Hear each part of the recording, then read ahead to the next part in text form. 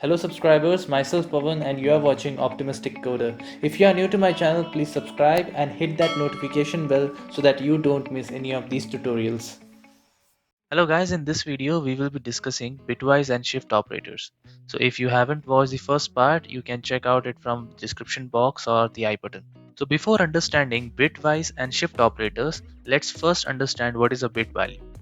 As we all know, computers will store data only in binary format, that is zeros and ones. How computers can store decimal values in binary format? Let's understand by taking an example. Let's consider we have a container which has 8 divisions where each division is 1 bit and this container represents 1 byte where each division has some bit values which are starting from 1 to 128. Initially, by default, all bit will be assigned with 0 value, which means false. Now, if you want to store a decimal value, for example 10, then you need to see first whether any of the bit values are equal to or less than but nearer to 10. So in this example here, none of the bit values are equal to 10, but we have one bit value which is having a value of 8. So we can store at least 8 in that. So we will make that particular bit on. Now we are left with 2. So now if you need to store 2, we will do the same process again. We will check and we find that this particular bit value is having value as 2, so we will store 2 in that by making that particular bit on. So that's it. This is the way how we are going to actually convert decimal value into binary format. Now if you want to get the same data back from the system, then it's simply gonna add up all the bit values that are assigned as true and we get the result. And that's the way how decimal values are written in binary format. So when that is clear, let's move on to our topic, that is bitwise operators. So in bitwise operators we have AND, OR, XOR and complementary. So in the AND operators we have the symbol that is ampersand, or it is denoted by ampersand, and it returns you bit value 1, that is true, if the input conditions are both true. Let's understand this with an example. So now in this circuit you can see we have two switches simultaneously, one after the other. So it is mandatory, if you want to turn on that bulb, then you need to switch on both the switches. So if you don't switch on any one of the switch, the bulb is not going to turn on. The same goes with AND operator also. If both the conditions are true, then only the value returned by the AND operator is going to be true. Otherwise, the return value will be 0, that is false. Whereas in the case of OR operator, if any one of the value is true, the answer is returned as true. So that the same classical example of an OR operator, in that you can see the circuit in which you have a branch and in each branch has one switch. So it is not at all mandatory that you need to put on both the switches so that you want to light up the bulb. Any one switch can work perfectly fine to light up the bulb. The same happens with the OR operator also. You just need to have a condition. If you have a condition OR, then any one of the condition, either of the condition should be true, the result will eventually be true. Whereas in the case of XOR, you can first take an example. So just consider you are tossing a coin. If you are tossing a coin, then there is a probability that you will get either head or either tail. There is no chance that you will get head or tail. The same goes with XOR also. So if you are having XOR condition and the conditions are either true or false, it gives you true. If it is false or true, it returns you true. But if it is either false or true, it is going to return you false.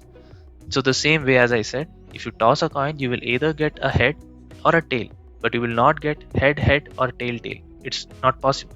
So the same with XOR also.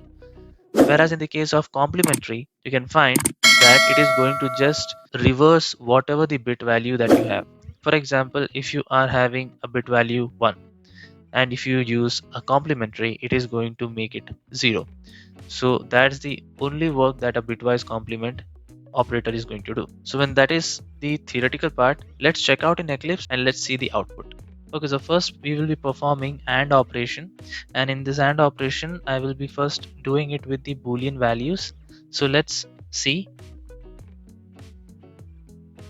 Okay, so I have written the program using the boolean values. So in this you can see the first statement is having both the values as true. So it is obvious that if you are using an AND operator, then both the values must be true, so that you will get the value as true as a result. So let's execute this program and we can find that the first statement returns you true and rest three statements are going to return you false. So that's when you use a boolean value. Now if you use AND operator and you use integer values, then what will be the output? Let's see. So if I write 4 and 5, and if I try to before I try to execute it, let's first figure it out by ourselves that what will be the output. So in this case, first we need to make binary format of 4. So 4 has to be written in binary format, that is 100. Then I have to write the binary format for 5. So the binary format of 5 is 101. Now we have to perform bitwise AND operation, and now so it will do the operation for the first column, which is 10, that will be returning you value 0, and then it is 0 and 0, which will again return you value 0, and then at last we will be having both the values as 1 1, so we will get the result as 1, where here 1 represents true and 0 represents false. So the end value or the result that we get in binary format is 100. So 100, if we convert it into integer or into decimal form, the value is 4. So if we try to execute this particular statement, we would probably get the value as 4. So let's execute and see. Okay, so we can see that the value is 4. So that's the way how if we perform an AND operation for this integer values. So now let's move on to OR operators. So in the case of OR operators, it's same. If you use boolean types, if any one condition is true, the value will be true. So without wasting any time, we can just try execute what will be the value. So if I perform an bitwise OR operator between two integer values, let's see what is the output. So in this also we need to do the same thing. We have to convert 4 into binary format and 5 into binary format, and then we have to perform OR operation individually for one by one column. So for the first one it will be 1. For the second one both the values are 0, so it will be 0, and for the end last, that is 1. So now we have the value, that the result is 101. So if you convert this binary format into decimal, you will get the value as 5. So if we execute the second statement, you will probably get the value as 5. So as we can see, the output is 5. So this is the way how an OR operator is going to perform if we are using integer values. Now if we are performing XOR, let's see what's the output. So as we know, XOR will always give you true when you have either true and false as a condition. If you have both the condition or both the values are true true or false false, the value or the returned result will be false. So let's do the same thing. First we need to convert 4 into binary format, that is 100, 5 into binary format, that is 101. After that we need to do the XOR operator, and the XOR operation, as we know, if it is both different values, then only it is going to give you result as true. So for the first column it is 1, it is 0 1, so it is obvious that it is going to return true, so that is 1. For the next column it is going to return 0, and for the third column also it is going to return 0. So now the value, the result that we got is 001. So if we convert this binary format into decimal, we will get the value as 1. So let's execute and see what's the result for this third statement. So as we can see, the result for the third statement is 1. So that's AND OR and XOR. So these three are pretty easy to understand, but if you go for the complementary, it's a bit confusing. So one thing we need to keep in our mind for the complementary operators is that as we know, we have performed AND OR and XOR, and all these three values can take boolean type or boolean values. But if you try to do the same thing with the complementary operator, that is a tilde symbol, it will not accept the boolean value. As you can see, it is showing you an error. Okay, so that's the reason, because it is not supporting boolean type. So but instead, if you use an integer value, it will support. Before checking out the output, let's see what's basically we are going to do. So same thing we are going to do, right? We will be writing binary value for 4. So 4 is having value 1 0 0. So it's, if we do the complementary means, so whatever it is true, it will make it false, and if it is false, it will make it true. That means if it is 1, it will make it 0, and if it is 0, then it will make it 1. So the answer will be something like 0 1 1, right? If you make a complementary operation of this, it will become this. So the answer should most probably be like 3. Okay, so if you try to execute it, we will see the answer would be -5. Now, why -5? We did everything what actually has to be done. But here we did one mistake, and that is, here we are actually declaring integer value. So whatever the because now in integrals we have 4 types, that is integer, short, long, and byte.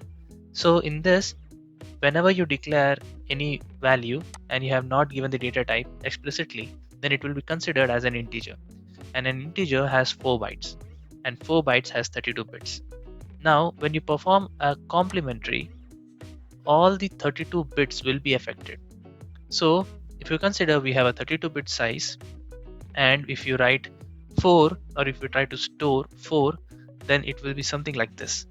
Then if you perform a complementary, each and every bit value will be changed into 1, which is having zeros as previous value and zeros as 1 as we perform complementary. So we will get a value like 1 1 1 1 1, and so on and so forth. Now we need to note one point, that the lastmost bit is the significant bit, and that last bit is going to store the sign of the output that we will get. So whatever the value that we are going to be printing, its value will be positive or negative will be determined by this last bit. If that bit is 0, it is positive, and if that bit is 1, that means it is negative. And if that bit is 1 and it is negative, that means the whole data portion is being stored data in 2's complement form. So now we have to convert that 2's complement. So how to convert it? So first we need to do 1's complement. So for doing 1's complement, we need to do the same. We will complement the whole data portion. So after complementing the data portion, we have to add 1 bit. And that's the way how we do 2's complement, right?